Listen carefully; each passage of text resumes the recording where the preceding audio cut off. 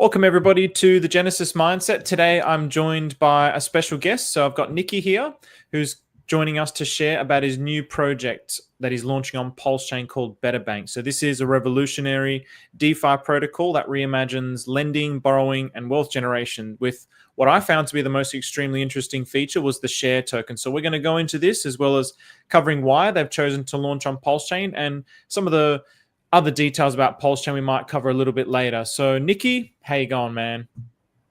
I'm doing absolutely fine. I'm very happy to be here.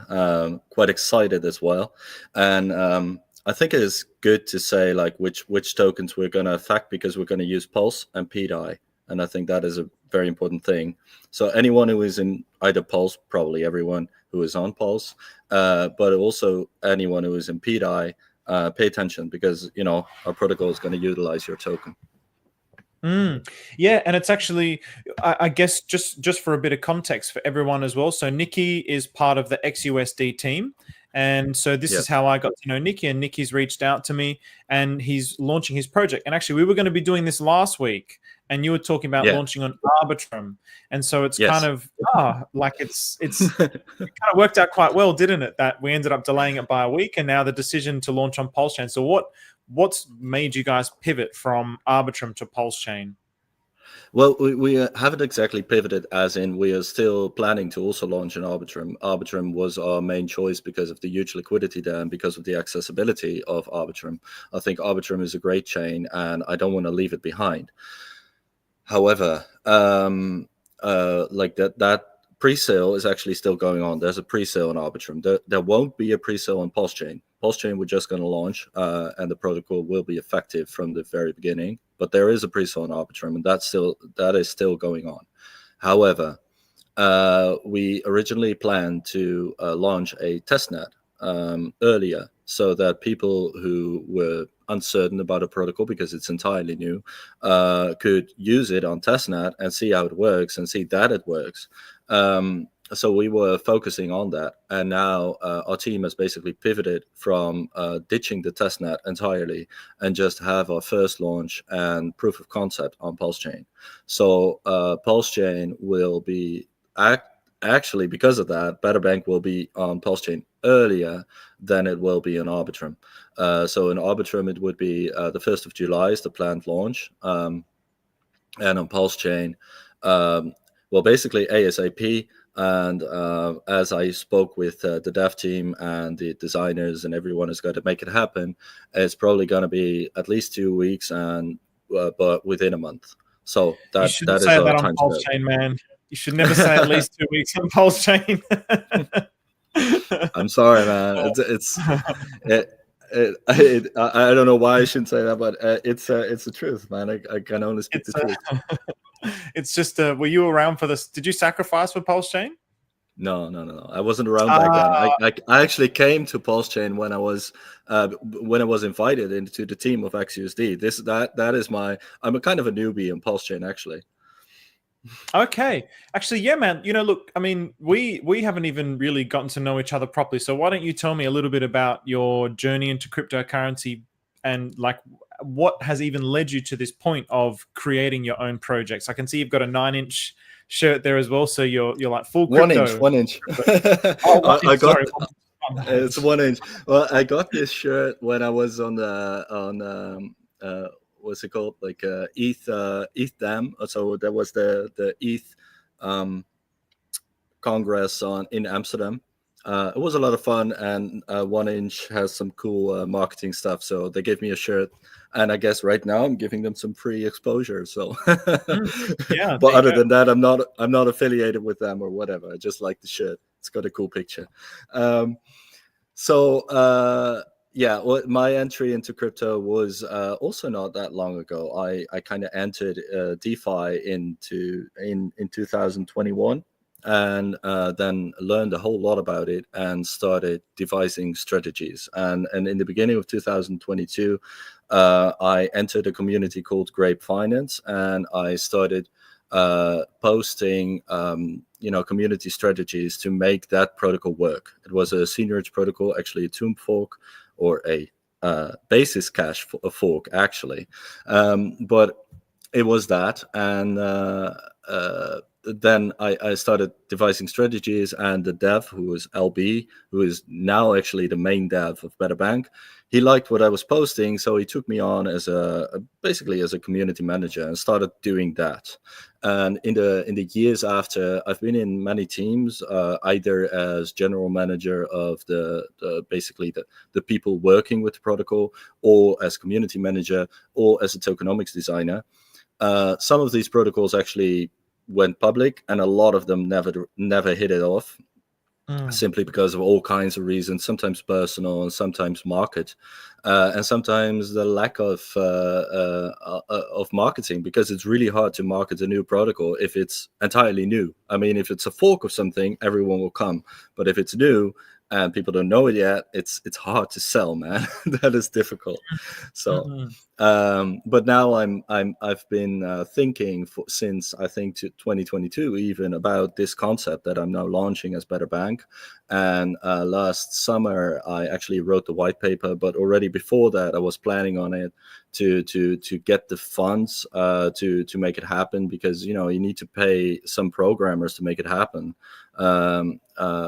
because LB is part of my founders team, so he doesn't get paid because he's part of the founders team, and that works differently. But he needs help, so I needed to make sure I had some funds, and I now have that, and now we can move forward. And I'm very happy with a good team that I have on my side.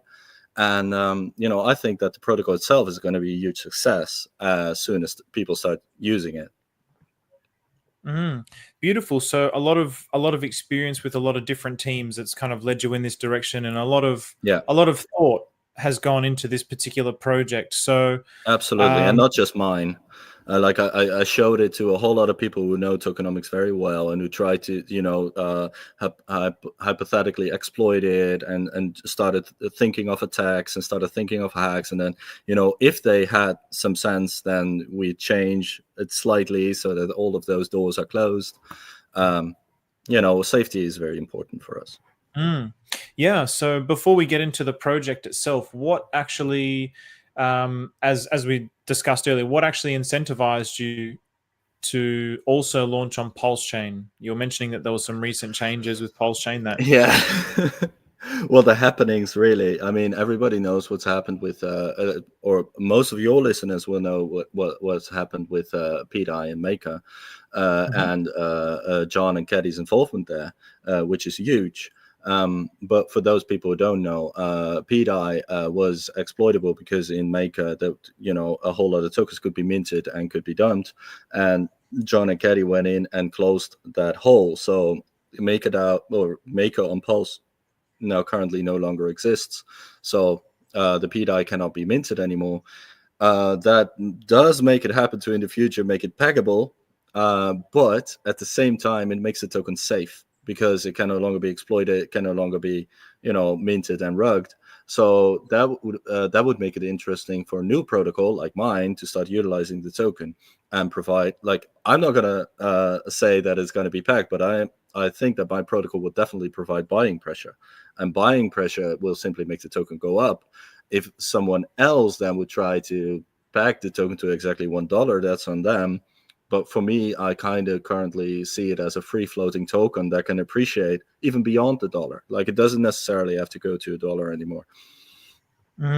Interesting. It's really interesting how much mindshare this one token has created throughout. Oh, yeah. I mean, all of Pulsechain and all of crypto. And I'm actually really, it's kind of switched my perspective a lot, even just hearing you say that because it was exploitable, it was a way that made you, like, it sort of pushed you away from Pulsechain because it was exploitable. But now that it's not exploitable, it's made you interested in launching on Pulsechain because it has the narrative and all the hype around it, and you can basically pitch your sales with pDAI, basically. So yeah, I think the pDAI community has gone through a very rough period, and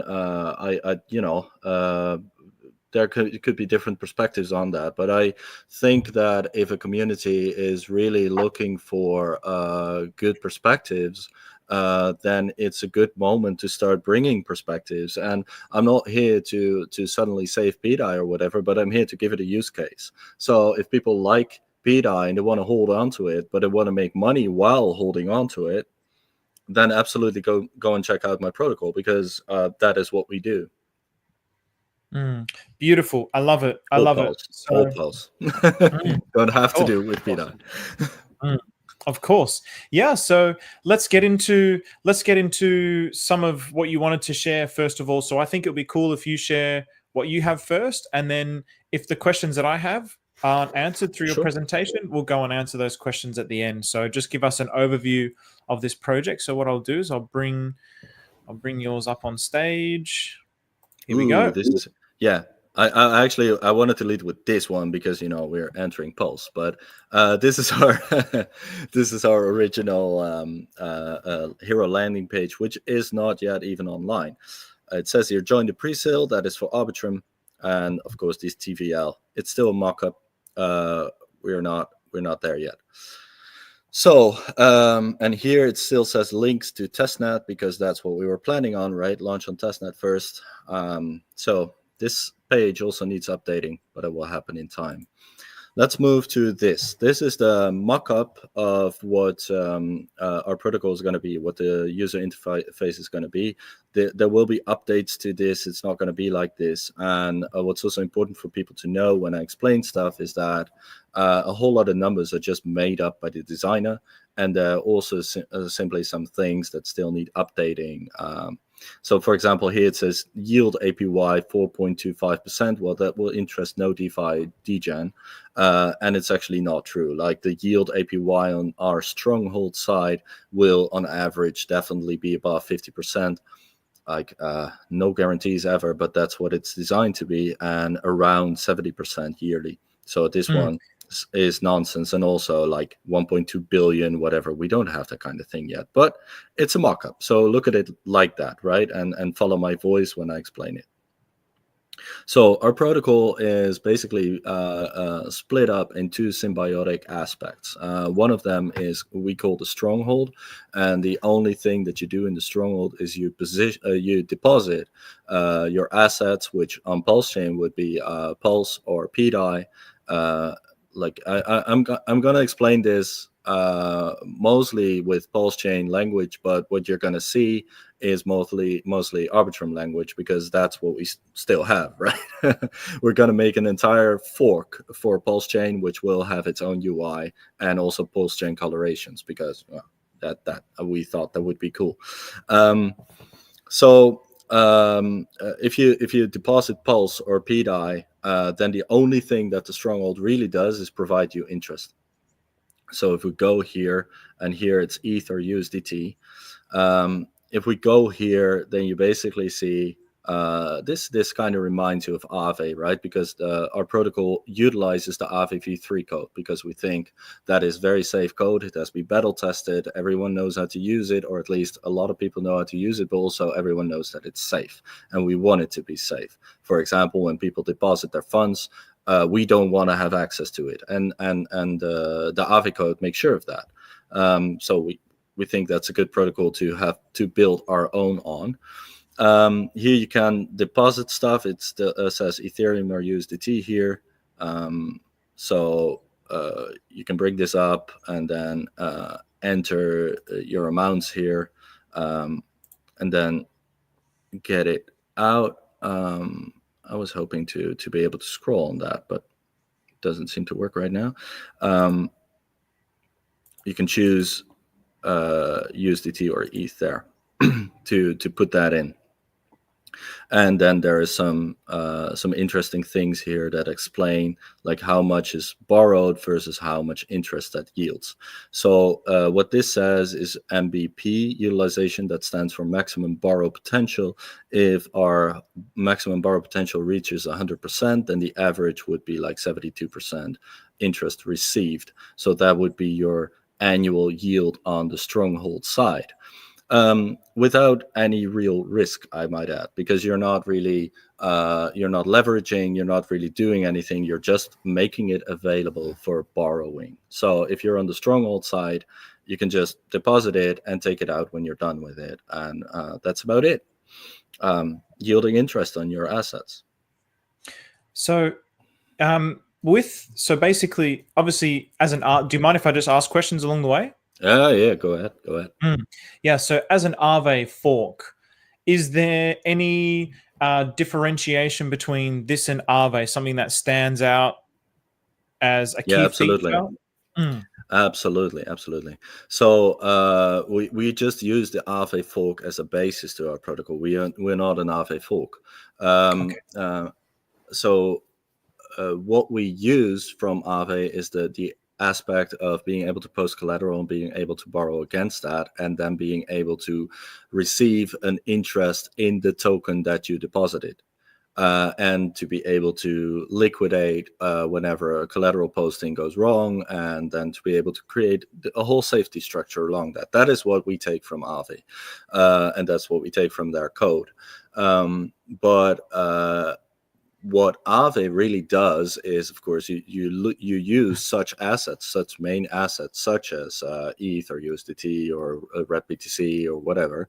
You use that to borrow something else against it, and that's not what we do, because we have a whole different system behind it that we call the Wildlands, that generates assets that people can borrow against, and that is what generates these high yields. So basically, we put a seigniorage side on the other side of the protocol that prints value. Now, I've been in seigniorage protocols before. I mentioned Grape Finance, which was on AVAX back in the day.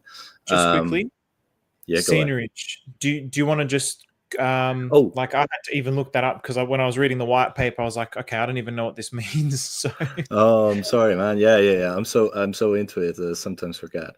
Seigniorage is like a little bit of history would be that it's an old French word. It's a seigneurage, and there used to be in feudal times, there used to be a lord of the land, right? So it would be the lord, and in French that would be the seigneur. And what this seigneur would be able to do is to mint coins for the use within their realm, with their head on it or their crest or whatever they were using. But what they would do, for example, if it would be a token or a coin that would say 1 ounce of silver, they would mint that coin, and oftentimes it would be slightly less than 1 ounce. But it would have the head of the lord of the land on it, so people would take it. However, that slightly less amount of silver, like 10% or whatever, the Lord would kind of hold into his treasury, and therefore, because he was basically the owner of this minting, he was able to take some extra silver and mint some extra coins, and that would be the Lord's profit because everyone was using his coins. That is the history lesson. In crypto, it works a little differently. So a seigniorage protocol usually has a share token, and so do we, by the way.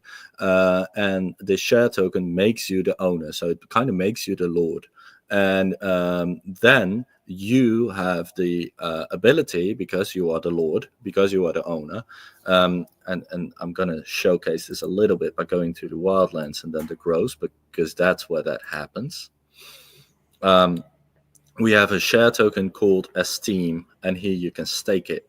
So you can stake this Esteem here, you put your Esteem in there, and then you get the coin that we print as your reward. Basically, that's how seigniorage works in crypto. Has worked so far, and we have 2 of these tokens that we print. Here on the page, you see ETH favor and USDT favor, with which the F stands for favor. So a share token is Esteem, and then the printing token is the favor. And if you are in this pool, you can claim a portion of what gets printed that day. And you might wonder how much gets printed that day. Well, that is depending on the current price of the favor token. So, for example, here you see like the designers decided this. Oh, by the way, No, it's not here. But the designer has decided that at this point in time, there's 3,323 ETH favor supply, and that ETH favor price at the moment is 1.83 ETH, and therefore today we print 1.83% of supply. And that is printed today, and since you've got a stake of shares, you can get your percentage of that printing. That's how it works. So Okay. What that kind of means is that if the price is high, so if demand is high, then a lot of these credit tokens or favor tokens get printed, and if the price is low, then not a lot of them get printed. And that brings us to the Wildlands, because here in the Wildlands, people can post collateral in the form of an LP, but they're using, as you see here, these favor tokens. So the idea here is that the printing actually goes faster, or about as fast as the interest that needs to be paid. So if you're on the Wildlands side, you get a certain amount of favor tokens, then you deposit that. And by the way, I'm sorry for the distraction, but here it says USDT, USDTF, and then it has the USDC token. That is something that I've repeatedly asked my designer to adjust, and it's not yet happened, but he's a busy man. So it will become USDT token. On Pulse, of course, it will be Pulse and pDAI. So it will, the point is moot anyway, but I just wanted to say it. Anyway, so if you go here, you post your collateral in an LP format, which will be a V2 LP. And we do that via flashing in. If you click deposit here, it says here flash in. What that does is that whenever you post that collateral, a flash loan is created to make that collateral. So if we put that in numbers, for example, you have an amount of USDT favor, or let's just use Pulse language. So you have an amount of pDAI favor valued at, I don't know, $100. And then you come there and you post your collateral. So what you get is $100, like $100 worth of pDAI gets borrowed in the flash loan. Then the liquidity pool gets formed. Then the liquidity gets posted. So now you have a liquidity pool worth $200. You post that, and then the flash loan gets made right by creating the borrow position of 50% of that. So you come along with $100 worth of pDAI favor, and you post that, and the result is that you have a collateral of $200 worth of pDAI/pDAI favor, and then already a borrowing of $100 worth of pDAI, which is a 50% to your borrowing. Since our maximum borrowing that we allow on a personal level is 80% loan to value, that means that you can then still borrow up to $60 worth of pDAI, which is then yours. Your position will be at 80% loan to value, and you would liquidate at 85% loan to value. So you might be close to liquidation, but liquidation doesn't mean you have to pay your pDAI back. So you basically grab pDAI from that position. Now, 60% might not sound like a lot, because you've got your $100 worth of pDAI favor. Why don't you just get $100? Well, it's pDAI favor. It's not $100, or it's not meant to be sold for 100%, because if you sell this favor token, you have a 50% tax to sell. So what that means is that if you would straight sell your favor, you would get $50 out of it instead of $60. So protocol makes it so that borrowing is more is better than selling. And because of that, a whole lot of people will want to borrow because it's more profitable. And the only real reason that people will start selling is if they cannot borrow anymore. And that is where we were earlier, with the maximum borrow potential. At that point, people cannot borrow anymore, but they can still withdraw on the Stronghold side. So basically what the Wildlands does is, through this system, the Wildlands captures a portion of the growth of the entire protocol.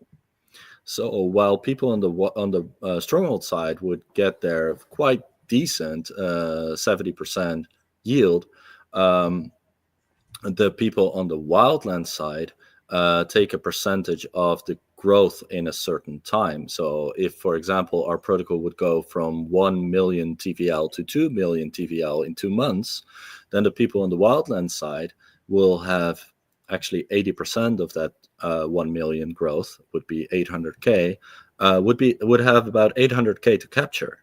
So the Wildlands side is very uncertain in your gains, but potentially extremely high, whereas the Stronghold side is pretty safe, or at least it's all safe, but the Stronghold side just gives you an APY that is regular and that you don't have to you don't have to worry about the income. You can simply see it.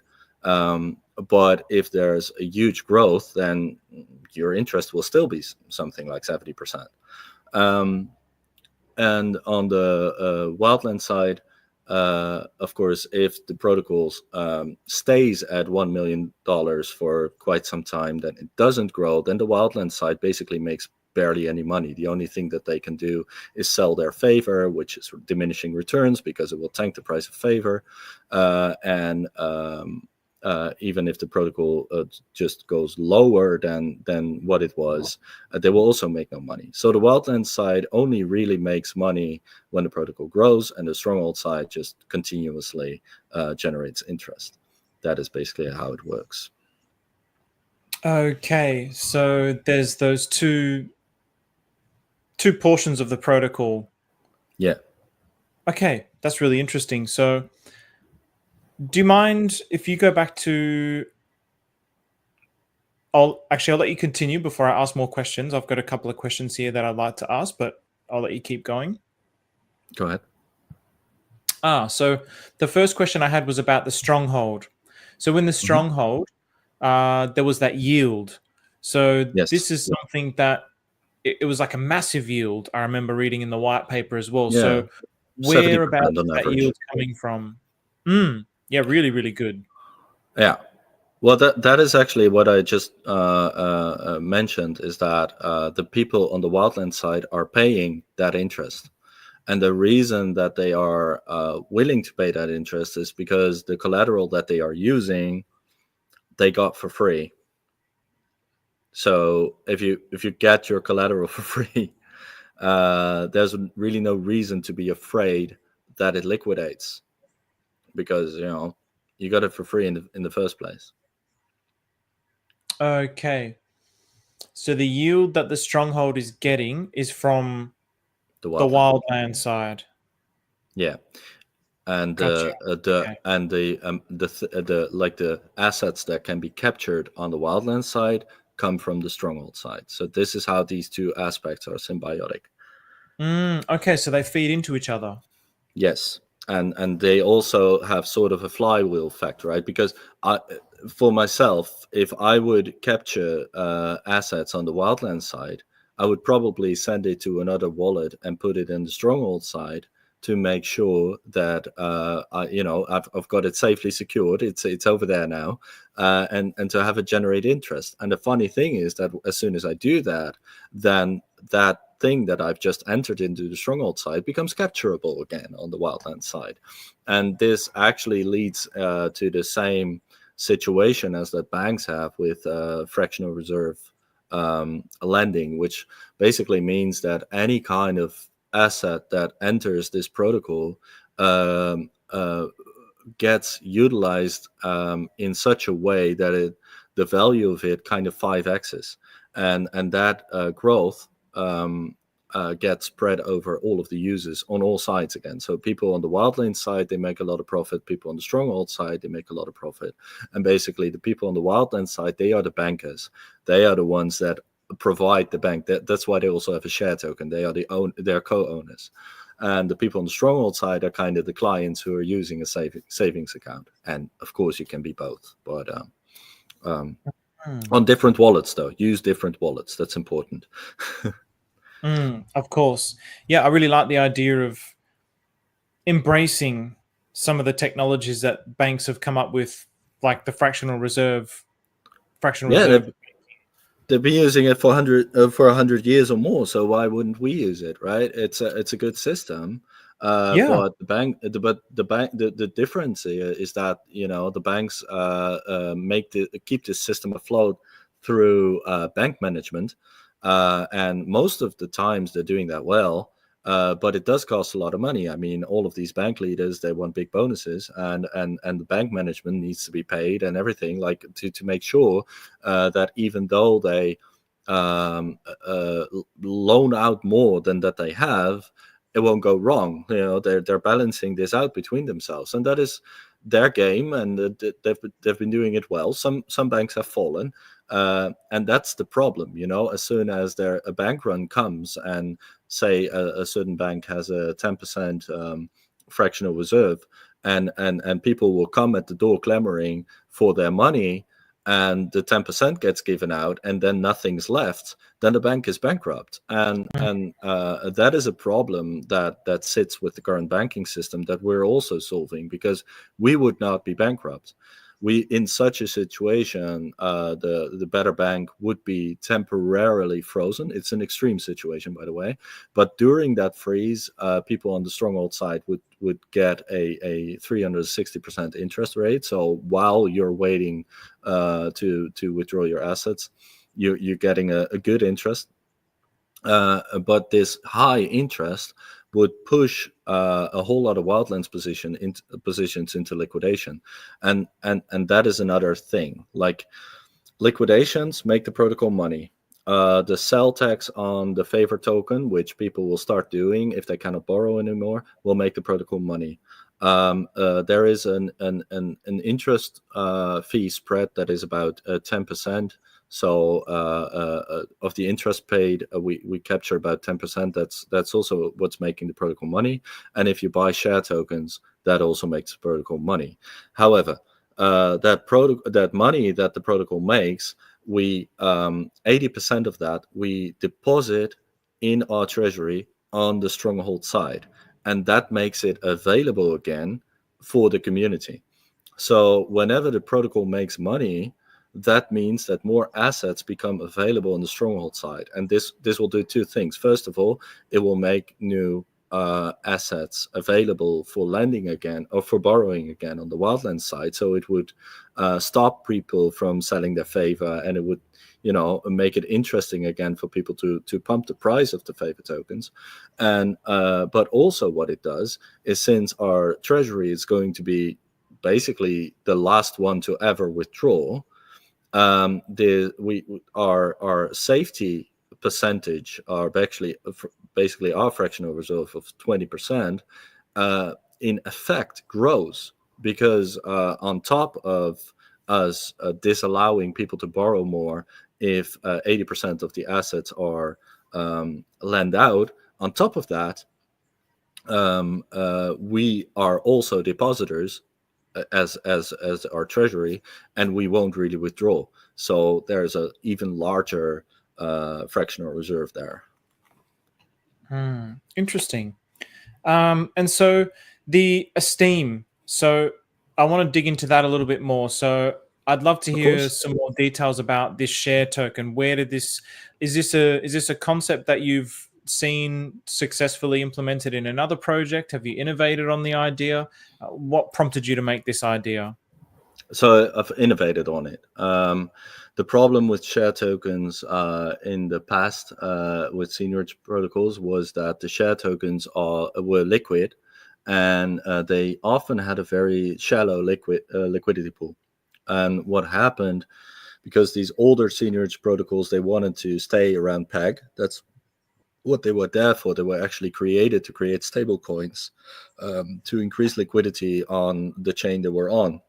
It was a cool and well thought through system, but it was not well thought through enough, and it failed. And one of the reasons that it failed was that whenever these issued tokens would come below peg, then the seniorage protocols would stop printing, and then when they would stop printing, everybody who was holding share tokens was going to sell their share tokens to boost these original tokens again. And that went well a couple of times, but after a while, it would simply create a sort of a death spiral where the share token would be valued less and less and less, and therefore, and eventually there was simply no more liquidity to be had, because the peg was never reached anymore, and then these protocols would die. So to copy that without anything else would be stupid, so I didn't do that. So what I did what I did instead is have a function. Maybe I should use this one, because I think, just so I can wrap my head around the concept, what would be like an example of a share token in another extremely famous protocol? Well, there was I'm sorry, like liquid loans, the loan token, is that a share token or no? That's more of a reward token. I'm not too familiar with that protocol, and Okay. I like to speak only about protocols that I'm familiar with. For example, Tomb Finance, which was on Phantom, the old Phantom in 2021 and 2022, that was the original well-known seniorage protocol. It's actually not the original. The original was Basis Cash, but a lot of people don't really know that anymore. Tomb Finance was big. And in Tomb Finance, there was Tomb, which was pegged to Phantom. So it was a stable coin for Phantom. And the share token was T-shares. And I think that Tomb Finance actually did some interesting things to pivot their protocol around and make sure that it would still continue. They have morphed into something else now, but the original Tomb Finance was also subject to that same death spiral. Grape Finance, the protocol that I was in, also had that same death spiral. There were others, for example, Dips Finance on the BSC chain, or Burr Finance that I was actually involved in that was also on the BSC chain, or Dark Protocol on the Kronos chain. There were so many, but they all had the same kind of thing. Sure. None of which I'm even familiar with, except for maybe Tomb Finance is what I've heard of. So that's the biggest one, right? That's the biggest one. And there are many ways to deal with the problems of seniorage protocols. I've seen some very innovative stuff. And for example, in the XUSD community, there's also a friend who goes by the name of Faith. And he has, for example, created the Seniorage Circus so shout out to the Seniorage Circus to try and solve some of these issues. However, I like to create other ways, and this is the other way. So for the share token here, we mint the share token, and that means it's not liquid on a liquidity pool. You mint it. And that means we can also set the price, because we can simply decide how much you need to pay for the share token as a protocol. And what we're going to do, or what we're doing when we launched, is we're going to increase that price by 25 cents per day in dollars. So $25 per day is going to be the increase in the share token. That means that if you buy into the share token, that even like apart from the favor tokens that you get printed, you are slowly already bringing yourself into profit on the share token alone.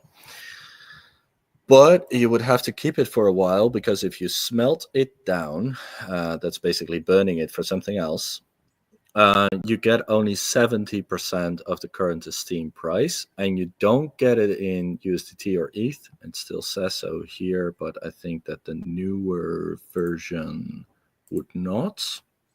Yeah, you don't get it in USDT or ETH, you get it in USDT favor or ETH favor, and that favor actually gets printed right then and there for you.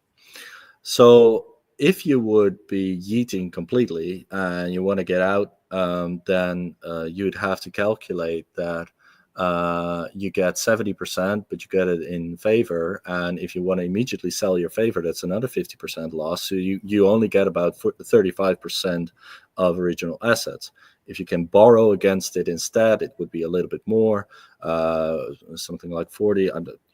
I'd have to 42 more, something like 42% instead. But you would still have a decent amount of loss. That would be only if you would immediately sell the Esteem that you bought, which is a stupid thing to do. If instead, for example, you bought your Esteem at a price of 20 cents, and you then wait 400 days, then the Esteem would be worth not 20 cents, $20. If you have it at $20 and you wait for 400 days, then it would be $120. If you're then able to sell it at 35% price, you'd still be you'd still be gaining. So for the Esteem, the safety is in waiting, and for all the other aspects of the protocol, there's no loss of funds at all, actually, unless you mix the Wildlands and the Stronghold on one wallet. But we're going to provide many, many warnings against doing that. So there's a danger there. But otherwise, it's just going to be like, the question is going to be how much you're going to make, not necessarily if you're going to win or lose. You're going to win, but how much is still on the table. So in terms of it being called a share token, is it named a share token because it gives you some level of ownership over the protocol, or like It's designed to give ownership. So people who own share token own a percentage of the protocol. However, because this is a new protocol and we would like to be able to move swiftly and whatever, we don't really give governance yet to the shareholders. But we do mean to do that in the future. And my original thought on that was that it would probably be a good idea to start doing that after 2 or maybe 3 years, so that we are absolutely certain that everything is working as it should and that everybody who's using it knows how it works. And so we can start, actually moving things towards the people. I don't know if 2 or 3 years is a good choice. Maybe it should be a half a year. Maybe it should be 5. We're going to have to see that.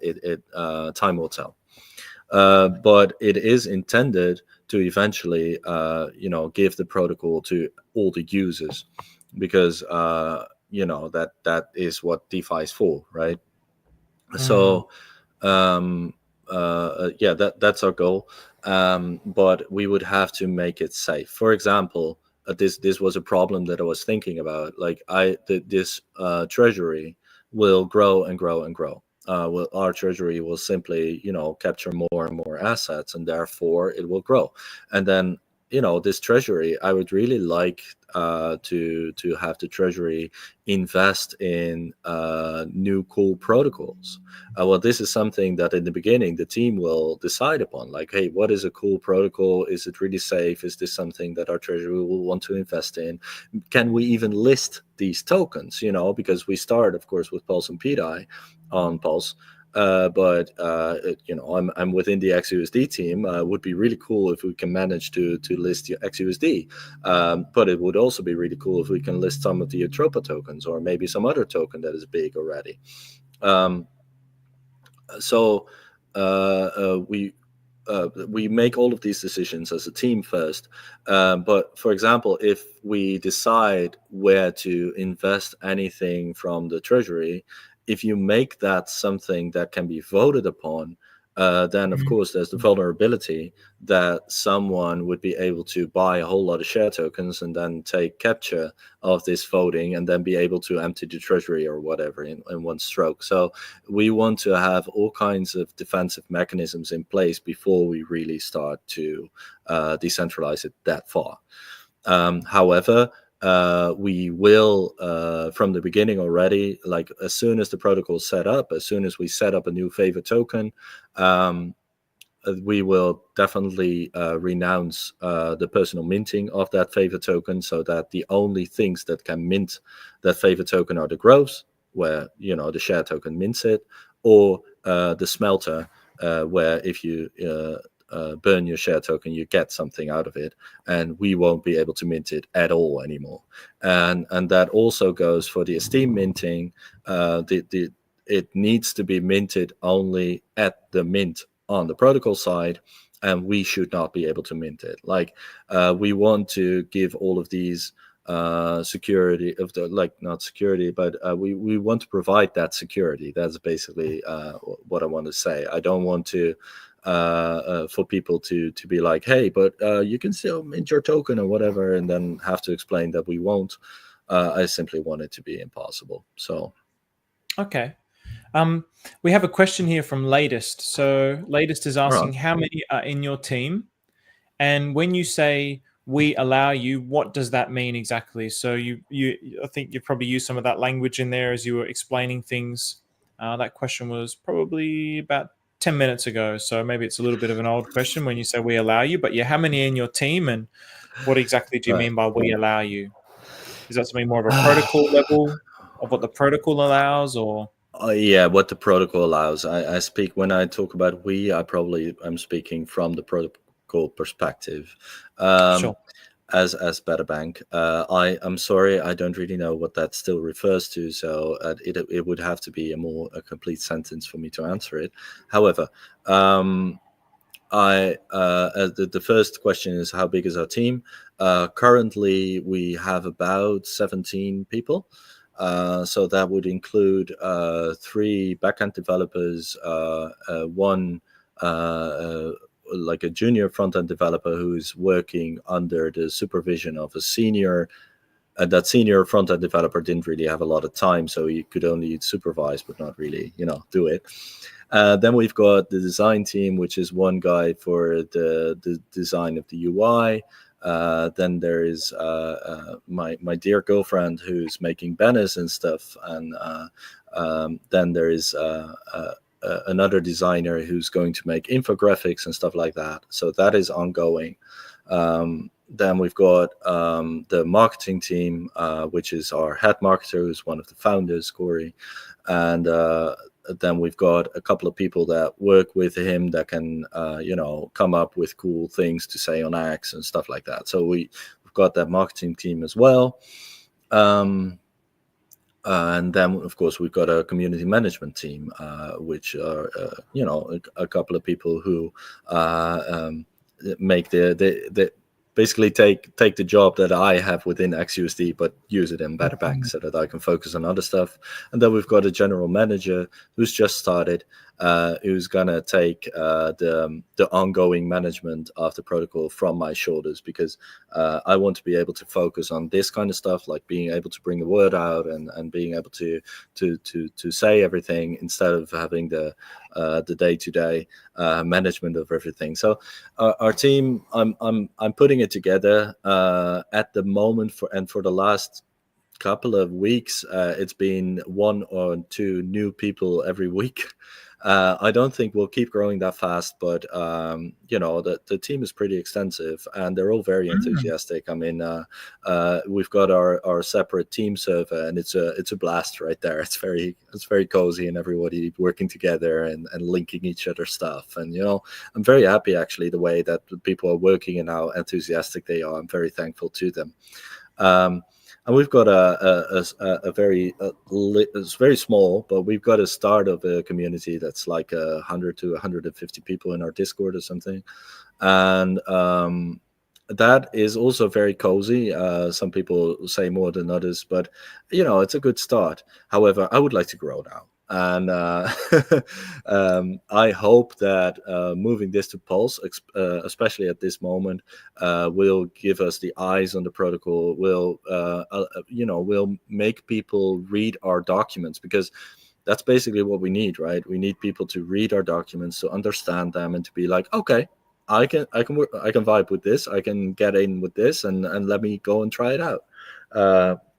Because that's the biggest issue always, is to get eyes on it. Yeah, and especially in a place like Pulsechain as well, getting trust.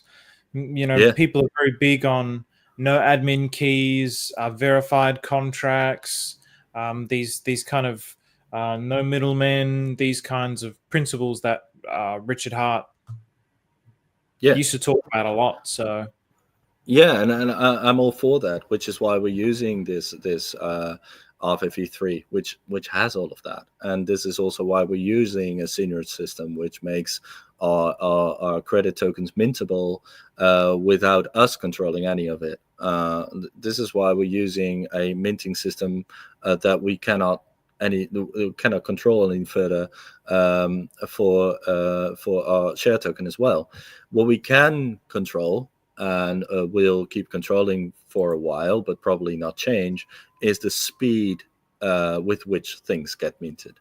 So right now we've got our settings that we feel good about, which is at minimum 0.2% of the supply gets printed that day, and at maximum 3% of the supply gets minted that day. That's a setting that we could change if we would want, but that is, as a reaction, I would say, to whether the protocol is working well or not. And this would also be something that we would then in the future move towards this decentralization. So we would move that to be something that can be voted upon. But that's in the future. Gotcha. I want to just ask a little bit more about the incentives not to sell. So the Esteem token, for example, you were talking about that death spiral and how the design that you've come up with basically alleviates that issue. So is that part of you were saying that if you sell it, you lose 70% of the value, and then if you lose 30% of the value or something like, or you only end up getting 35% of the value in the end. So it incentivizes you not to sell the Esteem. You were also mentioning go on with that. Sorry, first. Yeah, so the Esteem portion, just the Esteem portion, because I think that your next question is about the favor.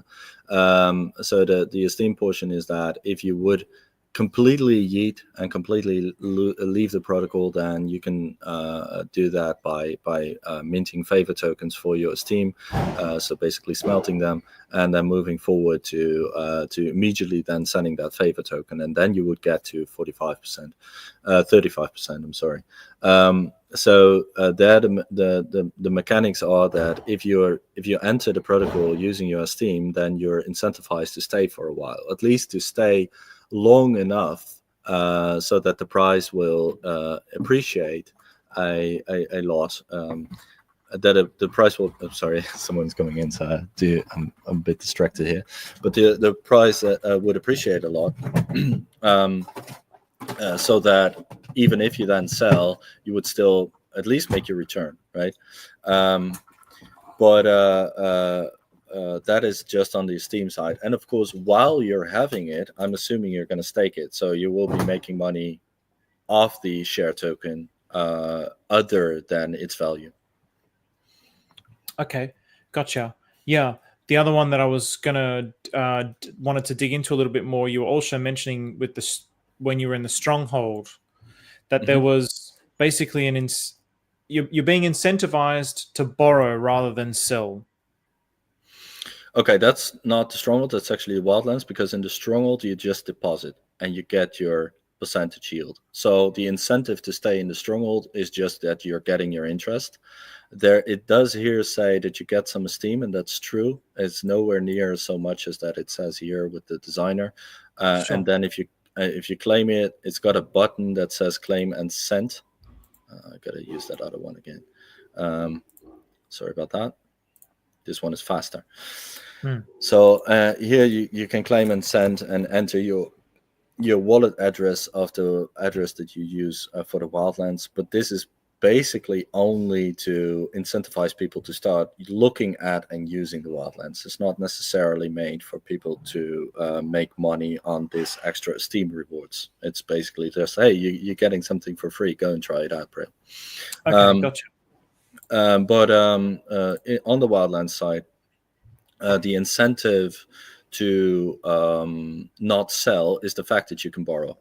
So you can either, if you've got your favor, once again $100 worth, you can either borrow $60 worth, or you can sell for $50 worth. So what are you going to choose? You're gonna borrow, right? So that's an incentive against selling right then and there. And as long as borrowing remains an option, then nobody's going to sell. And if for example, the printing doesn't go fast enough, then people are going to buy, and I will show you how that's going to work. Here, there's the ETH favor that you can buy. If you buy ETH favor, you just buy it without any tax on the liquidity pool, but when you buy it, you get bonus Esteem up to not up to, exactly 50% of whatever you spend. So if, for example, you buy pDAI favor for $100 worth, then obviously you're going to pump the price of pDAI favor a little bit, which means that you would get, like, more would get printed in the groves, but it also would mean that the token itself appreciates, which means that everyone who's got it as collateral will have just a little bit more room. So this is something that benefits everyone. But even though we like good actors, we won't assume that everyone is simply working to the benefit of everyone. So we also want to make it personally attractive, and that means that if you buy $100 worth of pDAI favor, you also get 50% of that worth as a Esteem favor, and or as a Esteem. I'm sorry. So you're getting your $100 worth of pDAI favor and $50 worth of Esteem at the same time. So actually, since you can use your pDAI favor immediately to borrow 60% of its value, actually what you would get is a discount on your Esteem. So whenever you buy favor to pump the favor token, which is good for everyone as long as there are still assets to borrow, you would actually be getting a discount on Esteem versus buying Esteem directly. And these are all mechanisms to make it interesting for people to buy in. So while we do levy a 50% sell tax, we also kind of give a 50% buy bonus. And then, in most cases, it would be a better idea to buy than to sell. Okay, so there's really a lot of things that are trying to, because you get, like, I know you don't know liquid loans, but have you heard of Liquidity? Mm-hmm. No. Not Liquidity. So I'm sure it's kind of the same thing where you have these protocols where it's a borrowing and a lending protocol, and then as you lend out your tokens, you're getting some kind of a reward token, and that reward token ends up just being something that just gets dumped. So then the incentive to stay on there diminishes with the price of that token. So then people will end up chasing. They'll move their liquidity somewhere else where they can get the next protocol with the next token that they can dump down, and then they'll go to the next thing and the next thing. Is there anything within the design of this that you've thought about to help keep people here, to make sure that kind of element of the DeFi chasing the yields? All of that, actually. Okay. The entire protocol is designed to stay a long while. The interest rates are designed to just to stay a long while. Okay, to keep you there. Gotcha. Yeah, okay, it fell away maybe. So the entire protocol is designed to stay for years and years. It's not meant to just pop up and die after a while. So people entering the Stronghold side should get this interest rate for years and years, as long as they want it. Like, it's meant to be a savings account, and a savings account shouldn't die after a year. That's stupid. Like, it needs to be reliable. On the Wildlands side, it also works that way because this Esteem appreciates continuously, so it will always stay interesting to buy into Esteem, because you always know that eventually the Esteem is going to be worth more than that you bought it for. And aside from that, the Esteem will grant you printings of the favor token. So that means that I'm sorry, I'm seeing this. Don't forget to mention the founders. I will do that.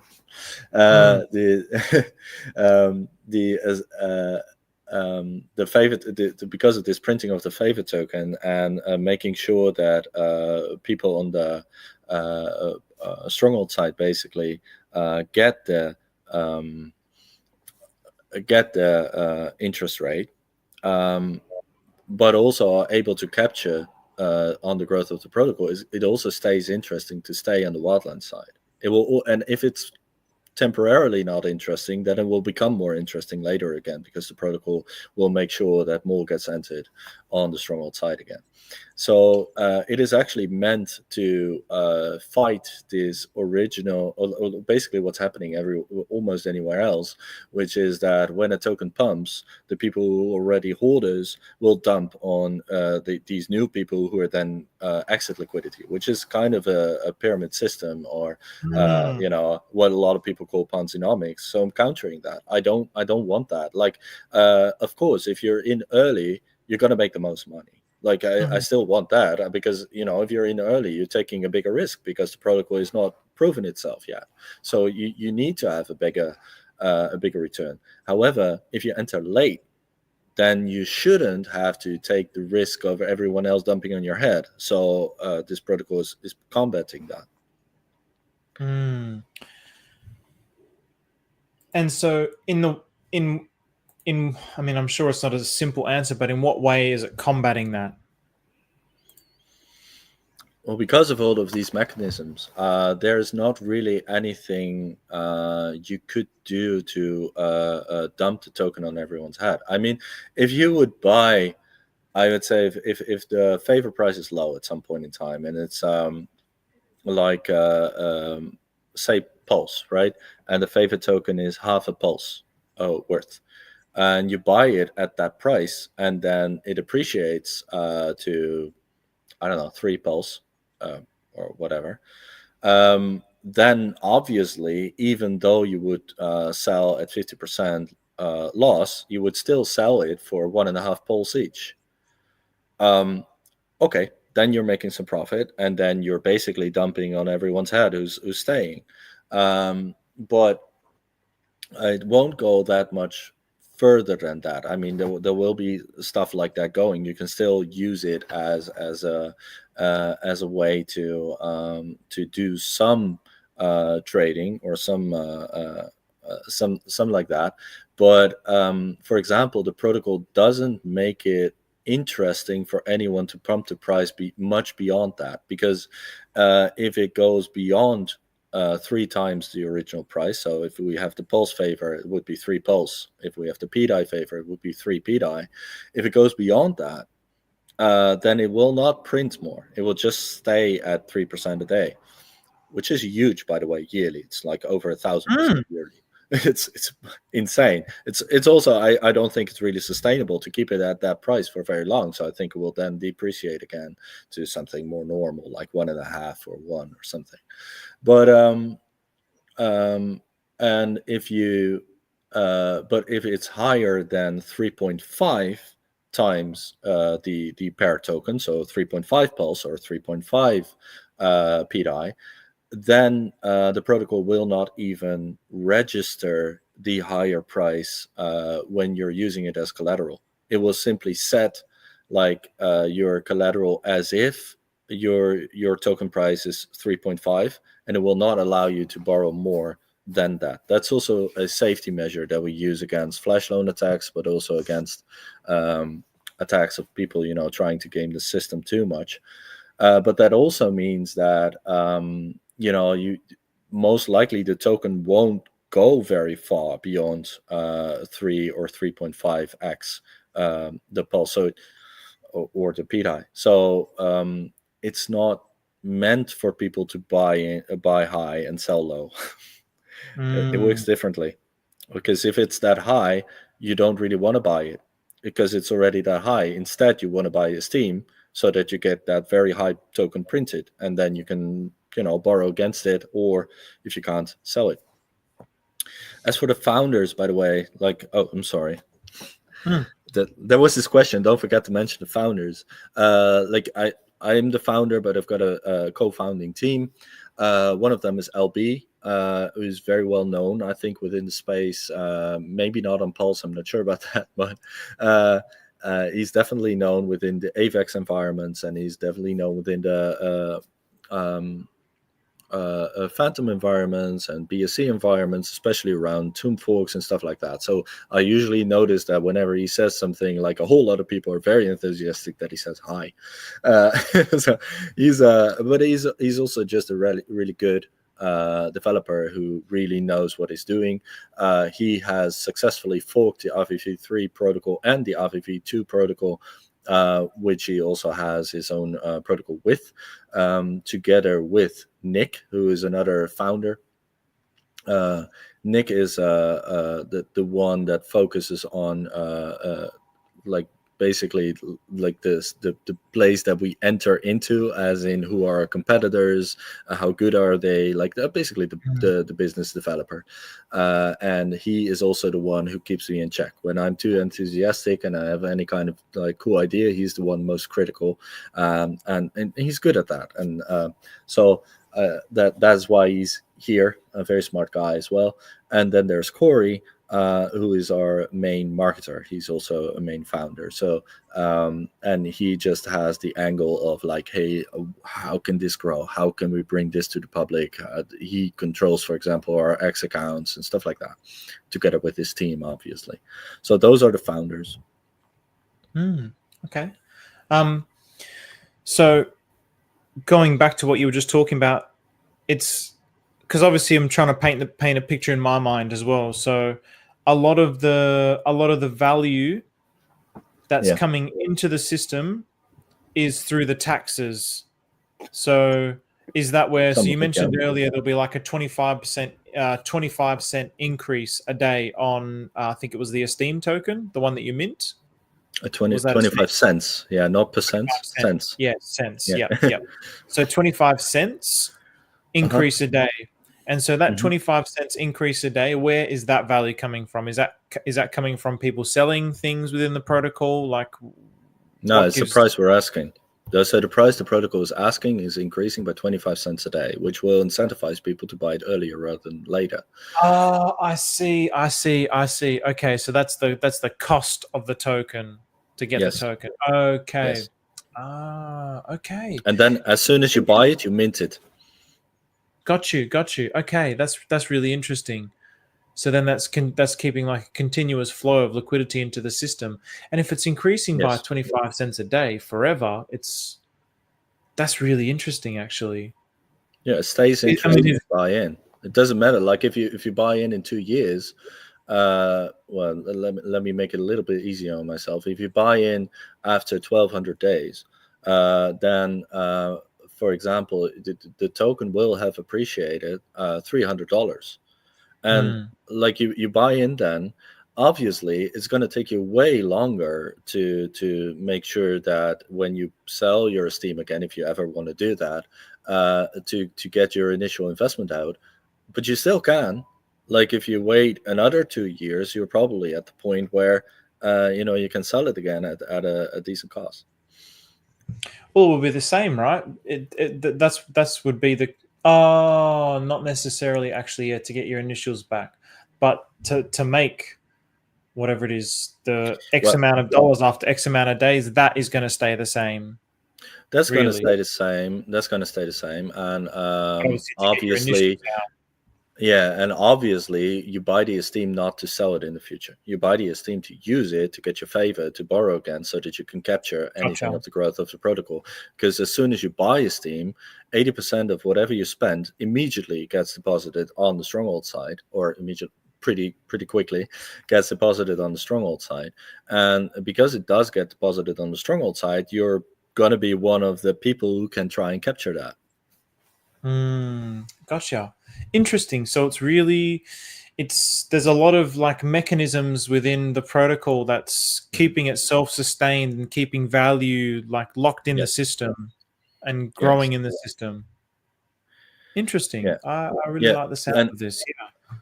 yeah, and it's meant to do that. So it does two things. Like everyone who's using it will like it's designed to have everyone who's using it to be in profit, either quickly, slowly. That depends on your strategy, but it's designed to have everyone be in profit, and we're able to do that, I think. And the second aspect would be to I lost my train of thought. I'm sorry. Oh yeah, the second That's okay. aspect is that the second aspect is that it captures whatever is used. So we're going to launch on Pulse with Pulse and pDAI. So that means that our treasury is slowly going to capture more and more and more of those tokens. So it will effectuate buying pressure on all the tokens that we're using. So even though people are actually going to be in profit because of the extra value that we're printing, and we're utilizing that in a way so that everyone can thrive on that. But at the same time, in our treasury, we're actually capturing a lot of these tokens, so we will effectuate buying pressure in the end on any token that we use. Okay, awesome. And you did answer this before, but someone's asking again. So when is it planned to be launched? When can people start? Okay, I also read here this question, like what brought you to Pulsechain. I think those two are kind of interlinked, and I did say it before, so I'll revisit it quickly. So what brought me to Pulsechain initially was the XUSD team. I was invited there to become a community manager and to work with communications within the team, work with communications with the investors, and especially back then there was some kind of FUD storm going on, and I was there to help out.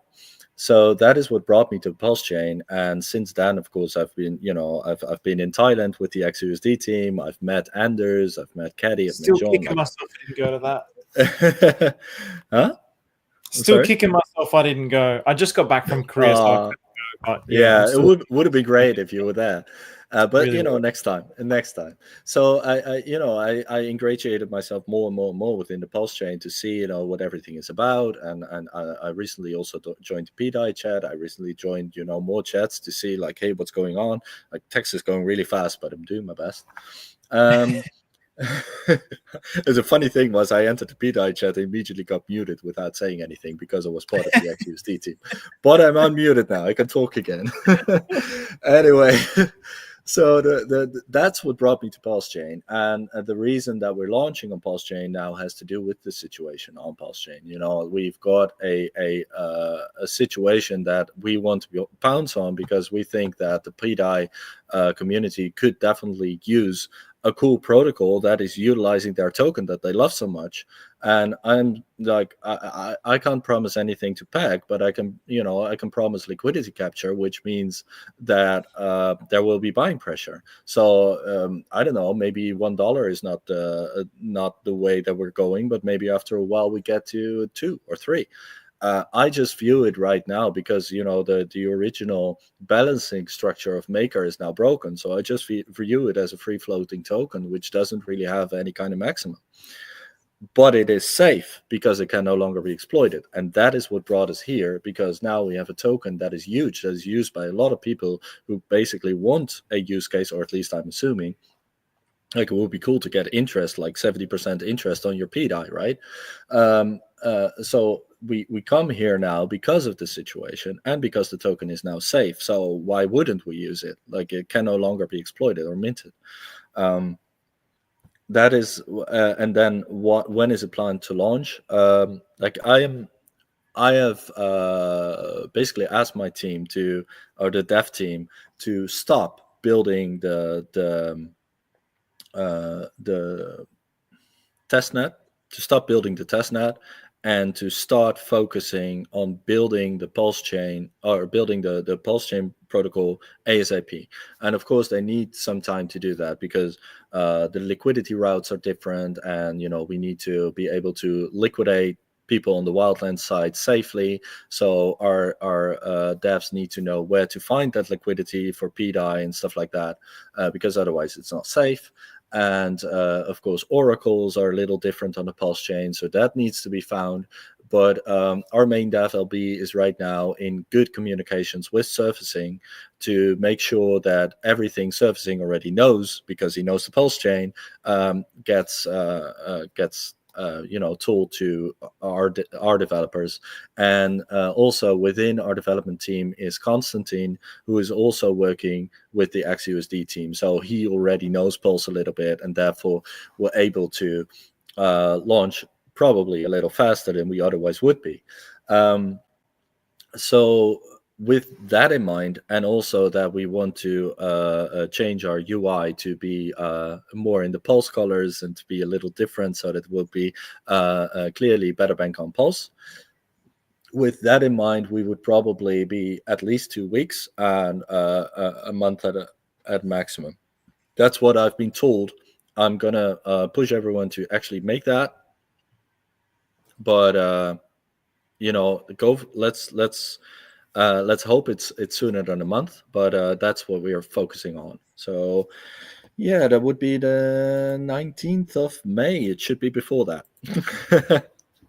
We're doing our best as soon as possible, right? We started pivoting this way actually yesterday. Got the idea the day before yesterday, needed to make the preparations, needed to make sure that developers talk with each other, make sure that everything is safe and that we can actually do it. And now that I've got the green light from them, we can actually go and do it. And we'll do it ASAP, as fast as we can. Lovely. Is there anything else that you wanted to share or show, or any diagrams or anything else that you wanted to explain about the project? I could. I wanted to say first, though, that I think that Pulsechain is not really very big on stuff like pre-sales and stuff, so we're not doing that. We're just we can ask some friends now to post some liquidity on the Stronghold side first, and that is enough for us to launch the protocol with, and then it will simply function. And because it will then function, people can just buy in whenever. That doesn't need to be a pre-sale. It's just a protocol functioning. And we're very happy with that, actually.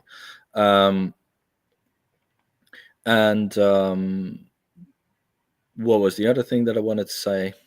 Yeah, I wanted to show a little bit on this. And that's this. It says here MVP utilization, and that is maximum borrow potential. So this entire thing, I don't know if you see it well, but it's a little orange trumpet. Most likely on the Pulsechain it's going to be blue, but here it's orange.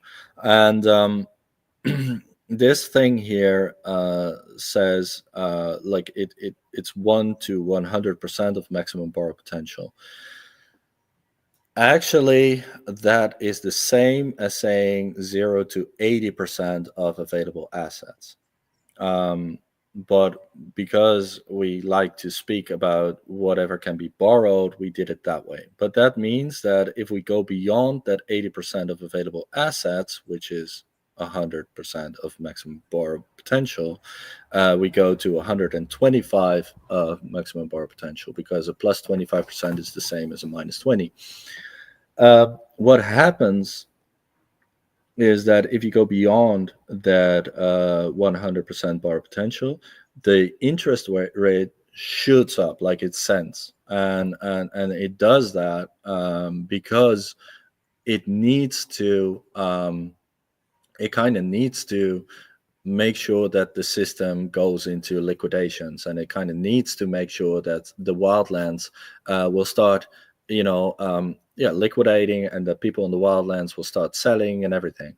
And also, since the interest rate shoots up so much, it will be like a really good moment to have more assets in the Stronghold. So, for example, if it's somewhere between here and the percentage yield comes to 200%, then I want 200% a year. So, and at that moment in time, you can't really make anything on the Wildlands side. So hey, let's use the Stronghold. Let's put in a whole lot of Pulse or pDAI, or if you're on the Arbitrum side, ETH or USDT, and get your interest rate for 200% a year as long as it lasts. So that means that more people will be incentivized to put more deposits in the Stronghold itself.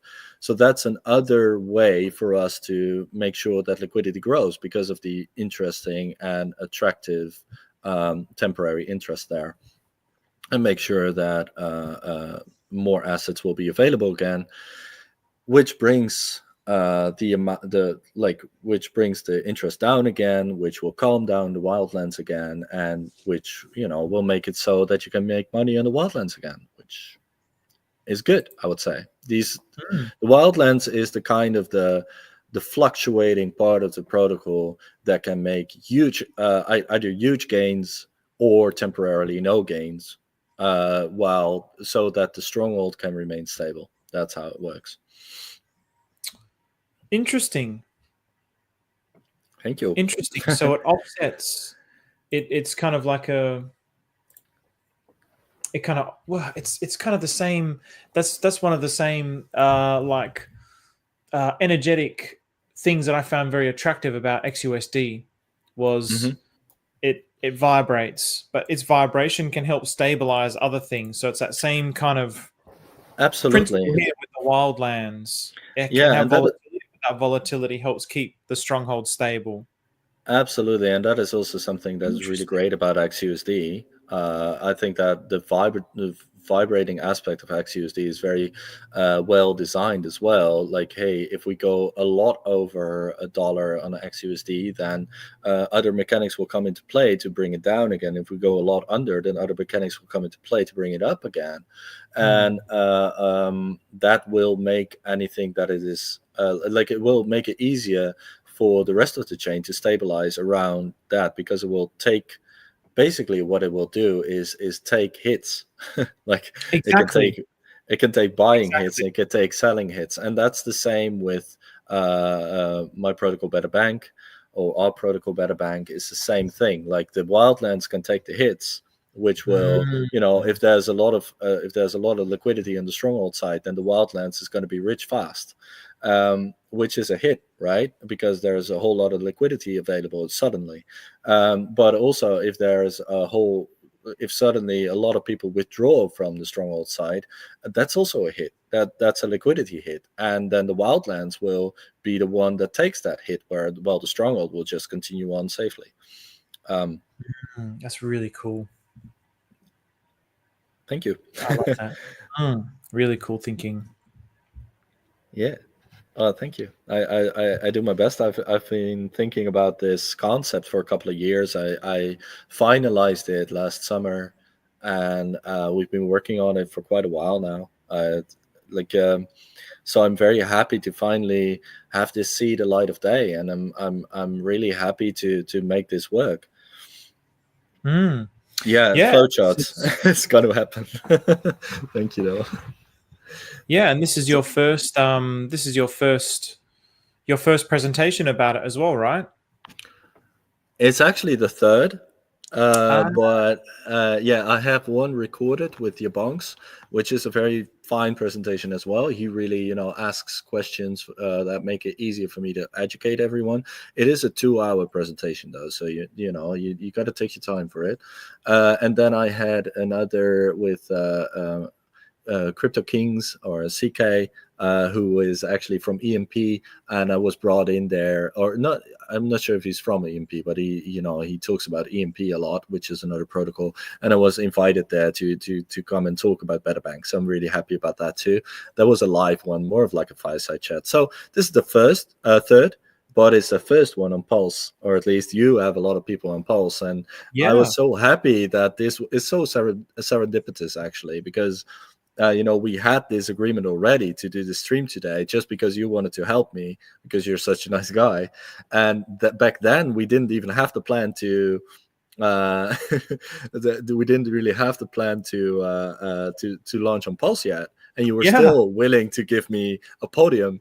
But now, because of the recent happenings last Wednesday, we're gonna launch on Pulse. So Yeah. it's very serendipitous, and I'm very happy about this whole situation. Me too. And I see Captain Doubleblade saying his signature move. Meow. Thank you, Captain. There are cats here somewhere, but I don't know where. I do agree with this as well. Getting some kind of flow chart, or those things just help me really learn very, very, very, very easily. So yeah, I would definitely, I'd definitely love to see something like that, some sort of graphics. The person who's going to make that is called Dave, and Dave has asked me a whole lot of questions, and he's now creating a sort of sketch flow chart. And as soon as he shows me that, and it's all good, and it doesn't contain any wrong information, then he's going to make it pretty, and then we're going to, provide that. Beautiful. This whole situation of suddenly launching on Pulse has brought us into overdrive. So we bring it as soon as we got it, but.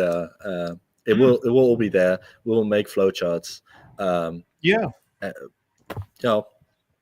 if you want to get in before you understand any of it, just get in on the Stronghold side, because that's basically Aave v3 but with a higher interest rate.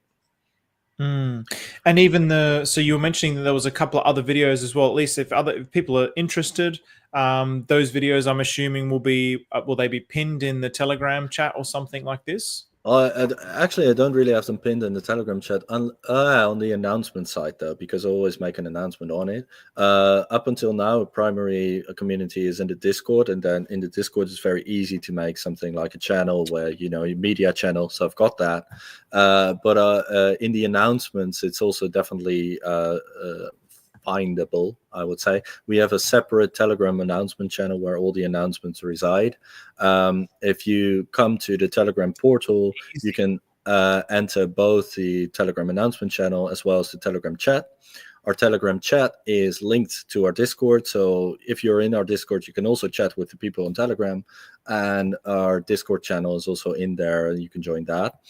So if you need anything or want to find anything, I would definitely tell you to go and find our Discord, because there it's a little bit more organized. You can also just go for the site and find out what we linked over there. So these are all options. There's one thing, though, that I want to really stress, and we're going to stress it as many times as possible, but Wildlands and Stronghold positions should not be mixed on one wallet. And the reason for that is because it's part of the Aave v3 protocol, and that is, if you have deposited assets, then the Aave v3 protocol will read it as collateral. So if you put your assets in the Stronghold and then on the same wallet start borrowing it on the Wildlands side, then all of a sudden your Stronghold capital is at risk. And that is why you should never do that. So we're going to make as many warnings as we can for people to not do that, but you should definitely use another wallet for the Wildlands side as that you're using for the Stronghold side. Okay, gotcha. That's it. And other than that, I'm just very happy to be here. I mean, I think that I've said what I wanted to say, and I'm just very thankful that you brought me here. So yeah, I'm good. I'm good. Like, I don't know if there are any other questions about XUSD or about Pulse or whatever. Look, I'm open to talk. Whatever you want. Yeah, I think. I think we should do a separate XUSD thing, you and I together. All good. All good. And potentially with XUSD team. But I suppose I want to just kind of summarize everything that I've understood about the protocol. So obviously it's something that planning to hopefully launch on Pulsechain within 2 weeks. Within a month? No. At least 2 weeks. Hopefully within a month. Okay, minimum 2 weeks. Hopefully within a Yeah, month. yeah.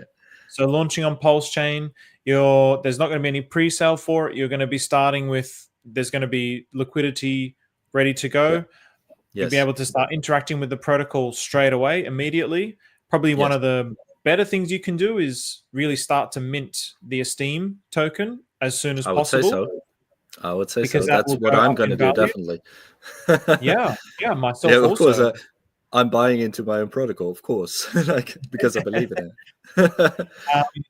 And then there's two sides of the protocol. There's a more volatile side, and then there's a stable side. So the Stronghold side is the stable side. The Wildlands side's a more volatile side, and everything kind of feeds back into the protocol with different kinds of taxes and incentives to keep people borrowing and utilizing the protocol rather than selling Yes. and leaving. Yes. Cool. Exactly. All right.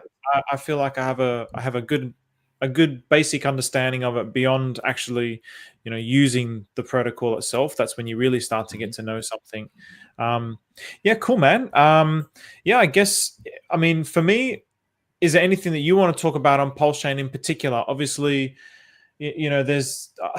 I don't know. We briefly mentioned the whole pDAI thing. I don't know how much you follow the ATROPA ecosystem. I don't know how much you've been following this whole thing I do my best. happening now. Yeah, I do my best. What I mainly want to say about that is that if a narrative sounds too good to be true, it might be.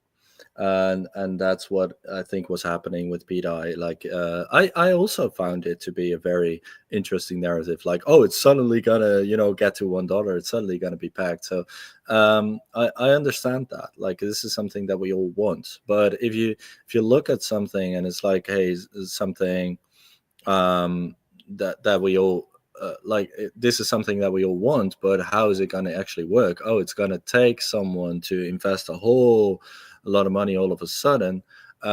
Then you need to always think like, okay, but what is that person's incentive to do that? And of course, that was answered. A whole lot of people thought like, hey, Richard Hart wants this chain to succeed, and therefore he's going to make this happen. And that's why it was such a compelling narrative. However, at the same time, when then people come up and say, hey, this token is exploitable, hey, maybe look at that. And even Richard Hart team, they start talking about that. Richard Hart, posting on Twitter like, hey, guys, go and look at it. Is this kind of thing exploitable, and what is actually happening there? That like the whole incentive there is it go and look and figure it out. And of course, like, this is for you and me and most people, it's barely even readable. Like, it's just very, very difficult stuff. But if then some people show up and say, hey guys, this can be exploited in this way and in this way and in this way and in this way, as Caddy and John did, maybe don't boo them away because you love your narrative so much. Maybe listen to any kind of thing that can actually that can tell you that the narrative is maybe a little bit too beautiful. And this is also what I'm coming on with, like, hey, I these are friends. Caddy and John, they are my friends, and I view them as such. And I also believe that they mean well and that they do things because they believe in the good of Pulse, and they want to provide good protocols and want to do well by the community. That's what I believe. Nevertheless, their actions are their own. They did it in a certain way. That is their choice. My only thing is that I will talk about XUSD when it comes to that. I don't necessarily. I don't necessarily talk for their actions. That's on them. But I will say that I believe that they mean well, and they have made it so that pDAI is now safe to use. And so now I try to come in and say, hey, if you think now that pDAI is safe to use, I'm going to provide a use case, and that is going to be good for pDAI. Is it going to pack it? I have no idea. I don't think so. But it will provide buying pressure. It will provide utilization. So even though it's not going to pack, it's going to do something. And that is a narrative that actually, makes sense, right? It is something that you can actually believe because I've got the mechanics to show for it, and I can prove it. As soon as people start utilizing the protocol, I'm like, this is how it's going to work, and this is what's going to make the price go up eventually, I think. Now, but that is a lot more honest, I think. And I think that whenever we start following a narrative, we should really be careful as to how good it sounds. Like if it sounds too good, be careful there. And of course, we can all be captured by such narratives. It's not, but I just like to stick to things that we can actually make real. And BetterBank, I can make it so. So I will tell about that. Yeah, no, I like that perspective. Actually, I think just out of curiosity, now that the whole maker situation has imploded, can you, with your experience with different protocols, can you theorize how you could take this and peg it? Like, could you can you, like, Yeah, you can. relaunching maker, or a fork of maker, or for example? If someone is able to capture a whole lot of pDAI and make sure that this pDAI gets generated to the community when the pDAI is low, and it gets taken from the community when pDAI is high, you can basically algorithmically balance it. If you do that very well, then you might be able to peg it to a certain level. But you need to be really big, and you need to have the largest liquidity, and you need to have a whole treasury full of pDAI to be able to do that. And that is harder if the token is not something that you printed yourself, because now the token is already there. So to make something like that would be possible, but it would not be foolproof. It would be something that you would be doing your best for, and you might get very good at balancing it out. And I think that is what the ATROPA ecosystem is actually going to do. I don't know, like I've never spoken to Maria, but that is what I think that it's going to try to do. That's what I would try to do if I were him. But you don't really know if that's going to succeed, and you also don't really know if that's going to stay at $1. And I think that Maria also already made jokes like, "Oh, it's going to be $2," right? Because that is basically the situation that we're at.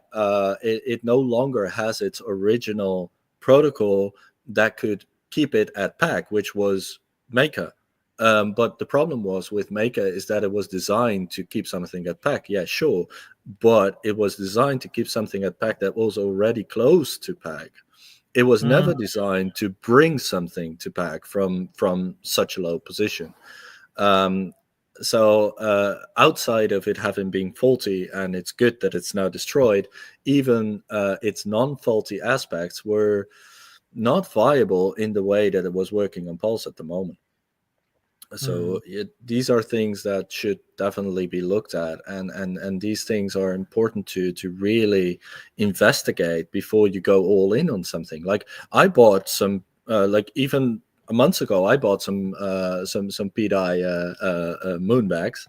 I mean, it was easy. If pDAI is going to be $1 soon, then I think I even bought it at the top of 3 cents. It's like, yeah, it's like if it's gonna moon, then sure, let's go, right? But buy moonbags, because you don't know yet. You've not done the investigation yet. You need to be sure. So don't invest your house in it, right? Only invest your house into something that you truly completely understand, and maybe not even then, because there's always exploits possible. We use Aave v3 code, but maybe someone in the future finds a way to hack Aave v3 code. I don't know. There's a possibility. So never put all of your eggs in one basket, and be safe there. Yeah, very well said. Very, very well said. I think that's where a lot of people's. I mean, I even saw a comment towards. I think it was to Katrina. I'm pretty sure. It's been floating around. Someone saying that they basically had their life savings in it, and they were threatening her, and this is what happens. This is what happens when you overinvest. So in something, but that comes from a greedy mind as well. It comes from greed, because we're looking at this going, oh, this thing's definitely going to go to $1, and I'm just gonna put everything in it because I feel like it's a certainty, and then it doesn't. Then you've only got yourself to blame. You've only got yourself to blame, and your own greed. Yeah. But coming from poverty myself originally, I also want to be a little bit more friendly towards that, because everybody understands that to get somewhere you need to go all in, and then once you are somewhere you need to you need to make sure that you have multiple investments to stabilize that. So I can fully understand that if someone who doesn't have a lot of money and who just hoping to be one of the more wealthy people, that they would go all in. So there's but at the same time, that does mean that you can lose everything, and you need to be ready to have that as your mindset, especially if people start telling you that stuff is getting dangerous right now, and maybe you need to get out. Keep your eyes and ears open, man. Don't just fully focus on a narrative because you want to believe. Yeah, I think I definitely agree with that. I mean, even the concept of going all in, I see no issue with that, but you just have to be prepared to, with any investment really, you have to be prepared to deal with the consequences of whether it goes up or down. We can't just look at the bright side. When I entered crypto, I had savings of like 5,000 euros, and that was in 2023, I think. And I was stupid enough to just go all in into ADA, I think. I had no idea, right? And no, it was 2021 actually. And then I immediately lost like 60% because of a dump that was happening. And that kind of taught me, don't put your savings in this, bro. Suddenly all of my savings, which was 5,000 euros that I worked hard for, was only worth 2,000. So I had the entire rest of the year to bring that back up. And the funny thing is that I eventually invested in what was called Wonderland, and I made my money back on that right before it crashed. So it was lucky as well. You can't be certain if you don't understand all of the workers behind it. And especially if it's a protocol that has a token that can be dumped, then it might do so at some point. And that's just something to be careful of. By the way, I see that Cornelius Twan is saying, hey, I just had a long conversation with Maria to fix pDAI. Well, that's great. I would love to hear it. And if pDAI becomes a stablecoin, we'll still use it. I mean, we launch on Arbitrum with ETH and USDT. Yeah. Well, I don't know about that, but anyway, we launch on Arbitrum with ETH and USDT. So we already launched with that stablecoin in Arbitrum, and definitely if pDAI turns into a stablecoin, we'll not stop using it. I mean, we'll still use it. If it's a stablecoin, fine, that's great. If it's not a stablecoin, it just floats, fine, that's great too. We're good. We'll just use the token. But then obviously people have to be prepared to expect the risks that come with your collateral. So if it's a volatile asset, if it's a stable asset, it's what you've put up, it's like, well, it's going to stay fixed at that, right? Whereas if it's volatile, that's actually a good question. If you want to make your investments in, BetterBank to more stable, then make sure that you're calculating in the investment that you entered. So if you're investing in Pulse, make sure that you stay only in Pulse, for example.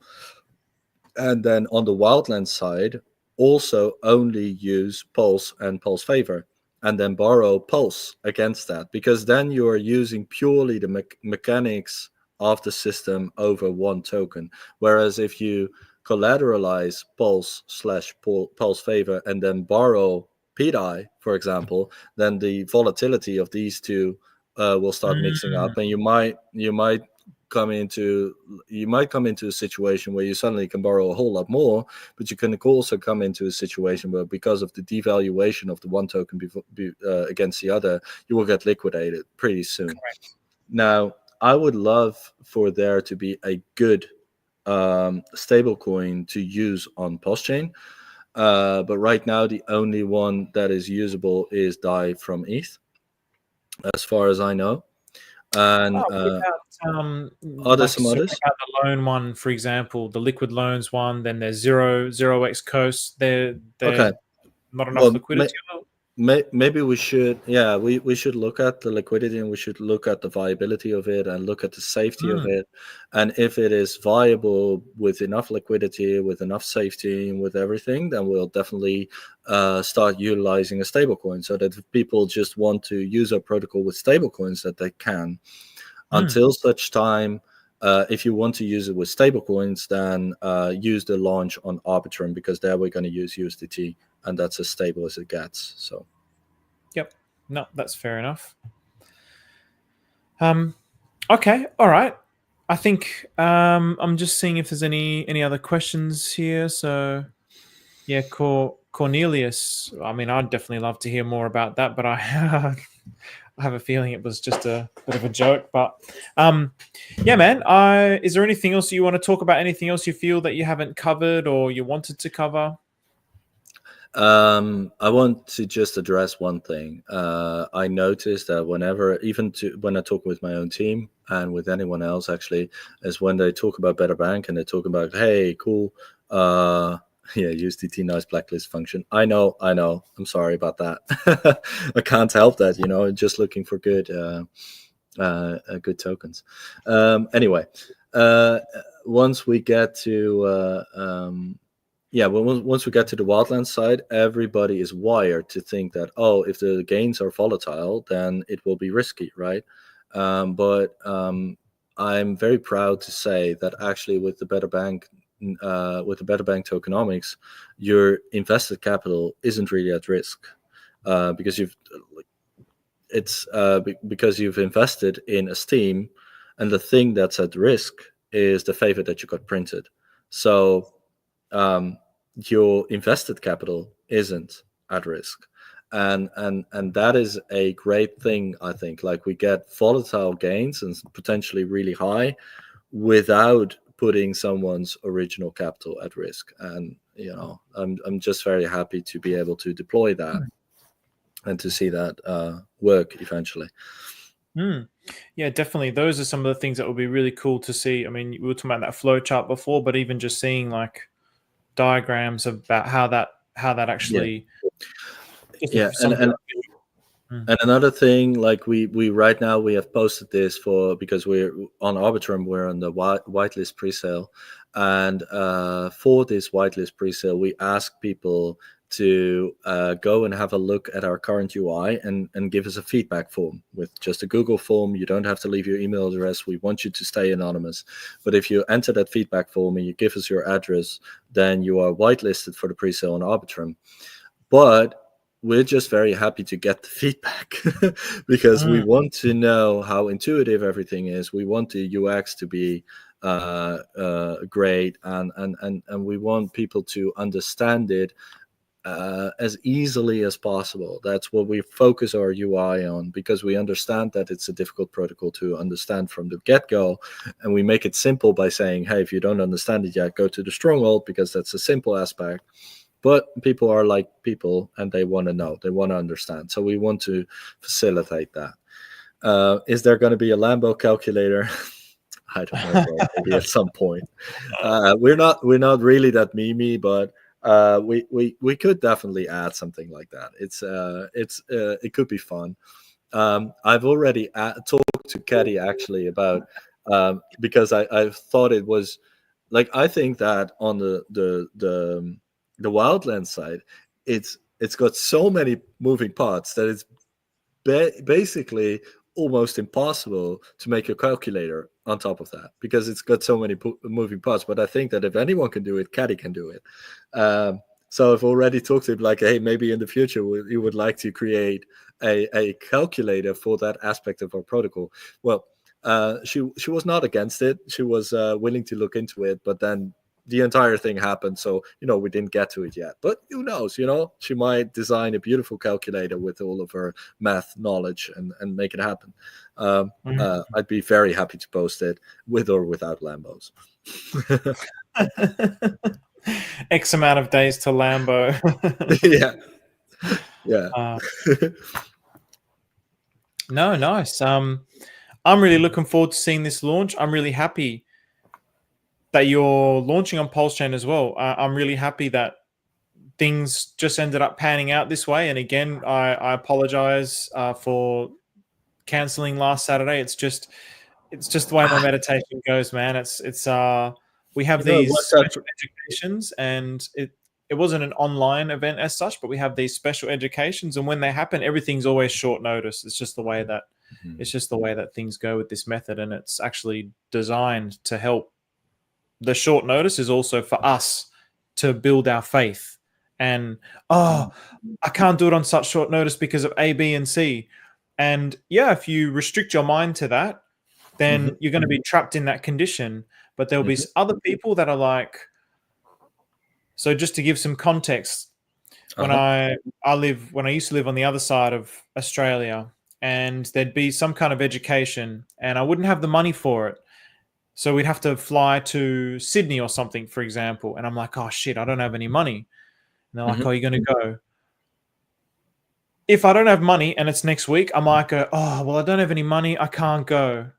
And then what am I doing? I'm closing my mind off to the universe. But if I just yep, I'll make it happen somehow. And I'll tell you now, every single time this kind of scenario would happen, I'd get a call. I'd hang up the phone when I'd hear about this education. I'd get a call within like 10 minutes for another job when I used to run my architecture practice. And it's like, oh, I've got a job for you, mate. Like one of my builder friends would call me, got a job for you. It's this and this and this. Like many things like this would happen, man. So it worked out fantastically now as well. I mean, if we would have had this call a week ago, I would not have been able to say we launch on Pulse. It would just be the Arbitrum thing. And, yesterday we decided that it was viable to launch on Pulse, and right now I'm already giving that over an agreement that we made earlier, or an agreement to stream that we made earlier. So it's definitely serendipitous. So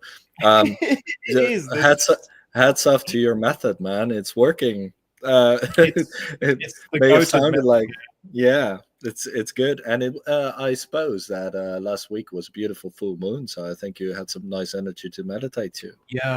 Yeah, it was a beautiful moon. Actually, it was a very precious weekend. So yeah. But anyways, man, this has been a real delight. I've really enjoyed this. I've enjoyed learning about your protocol, and I think what I'm going to do as well, I've got links in the description. But what I'm going to do is I'm going to go through and get the other YouTube links as well, and I'll put them in the description. So they won't be in there now, but if you refresh this, like if you're listening to this now and you refresh it in whenever the stream finishes, then you should be able to see those links there if you want to get some additional information from the other streams that Nicky's done. So thank you so much, man. You're a real help here. I'm so happy. Yeah, my absolute pleasure, man. My absolute pleasure. So any closing words, any final words?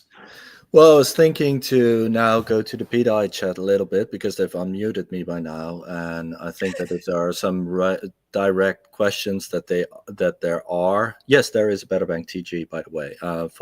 There's going to be a portal, and you can go there.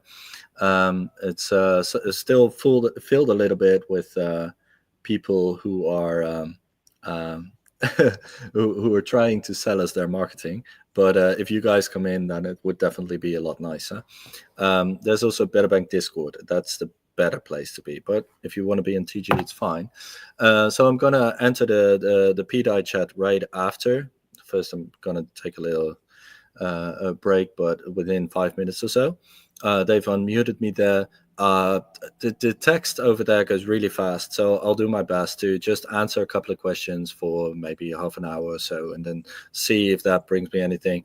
If the sentiment shifts, then I'll get out. But if it's friendly and people just ask questions, then I'm very happy to answer them. Beautiful. There you go. So if anyone wants to ask any more questions, obviously in the pDAI chat, you can go there. The link for the Telegram is in the description as well. So, okay, lovely. Thank you very much, Nicky. It was a real pleasure. Very welcome, and thank you for having me. My pleasure. You take care. Everybody I might stream tomorrow, but I doubt it. So if not, everybody have a lovely Easter weekend. All right, guys. See ya.